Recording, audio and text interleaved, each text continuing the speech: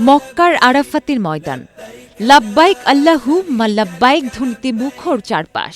এরই মধ্যে সমস্ত জল্পনা কল্পনা শেষে মসজিদে নামিরায় অনুষ্ঠিত হয়েছে পবিত্র হজের খুতবা।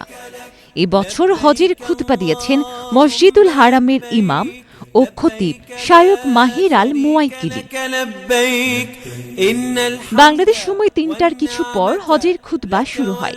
খুতবায় তিনি মানুষদের আল্লাহ ও তার রাসূল হযরত মুহাম্মদ সাল্লাল্লাহু আলাইহি ওয়াসাল্লামের প্রতি আনুগত্য প্রকাশ করার কথা জানান। কোরআনের কথা উল্লেখ করে তিনি সমস্ত অপকর্ম থেকে দূরে থাকার নির্দেশনা দেন। আর যে ব্যক্তি অন্যায় করবে আল্লাহ তাকে শাস্তি দেবেন বলেও খুতবায় উল্লেখ করা হয়।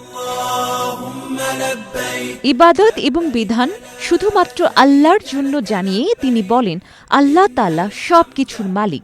তিনি মানুষের জন্য রহমত হিসেবে কোরআন অবতীর্ণ করেছেন। আর কোরআন এমন একটি গ্রন্থ যার প্রতিটি আয়াত জ্ঞান ও প্রজ্ঞায় পরিপূর্ণ। এই কোরআন মানুষকে জটিল দৃষ্টিভঙ্গি সরল পথে পরিচালিত করে বলেও জানান তিনি। মুসলমানদের পরিশুদ্ধ জীবনযাপনের প্রতিও তাগিদ দেওয়ার পাশাপাশি তিনি ইসলামের বিধিবিধানকে প্রাধান্য দেওয়ার পরামর্শ দেন। খুতবায় তিনি আরও বলেন, তাকওয়া মানুষকে সফলতা ও মুক্তি দেয়। তাকওয়া অবলম্বনকারীরা কিয়ামতের দিন দুঃখ কষ্ট থেকে মুক্ত থাকবে। যে তাকওয়া অবলম্বন করবে আল্লাহ তাআলা তাকে এমন জায়গা থেকে রিজিক দেবেন যেটা কেউ কল্পনাও করতে পারবে না। যে তাকওয়া অবলম্বন করবে আল্লাহ তার গুনাহ মাফ করে তাকে প্রতিদান দেবেন। তিনি বলেন, আল্লাহ তাআলা হযরত মুহাম্মদ সাল্লাল্লাহু আলাইহি ওয়াসাল্লামকে বিশ্ববাসীর জন্য রহমত হিসেবে প্রেরণ করেছেন।